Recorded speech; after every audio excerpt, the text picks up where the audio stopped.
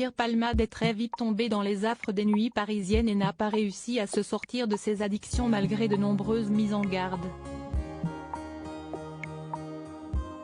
Toutefois, le comédien a pu compter sur le soutien de certains proches, comme il en a témoigné en 2019 dans son autobiographie, dans laquelle il revient à cœur ouvert sur sa situation. Jean-Jacques m'a toujours pardonné, notamment lorsque j'arrivais dans un sale état, expliquant avec lucidité combien ses amis dont Michel Larocque avaient pu souffrir de ses addictions. Pierre Palmade a également reconnu avoir été soutenu par Jean-Jacques Goldman, notamment lorsqu'il arrivait dans un sale état au concert des Enfoirés, qu'il a rejoint en 1993. Jean-Jacques m'a toujours pardonné, notamment lorsque j'arrivais dans un sale état pour le concert des Enfoirés.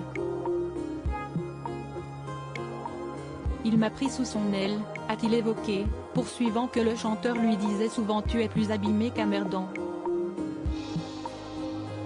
Ce soutien, Pierre Palmade l'a gardé précieusement, exposant que Jean-Jacques Goldman figurait à ses yeux parmi ses substituts partenaires très importants. En effet, le comédien et humoriste a perdu son père alors qu'il n'avait que 8 ans, celui-ci ayant trouvé la mort dans un accident de la circulation alors qu'il se rendait au chevet d'une patiente, comme le relate Gala.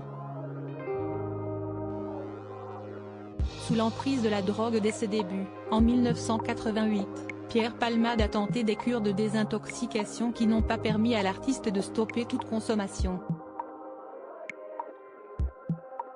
Ce qui l'a conduit à reprendre le volant le 10 février dernier, causant un terrible accident et la mise en examen de l'humoriste pour homicide involontaire.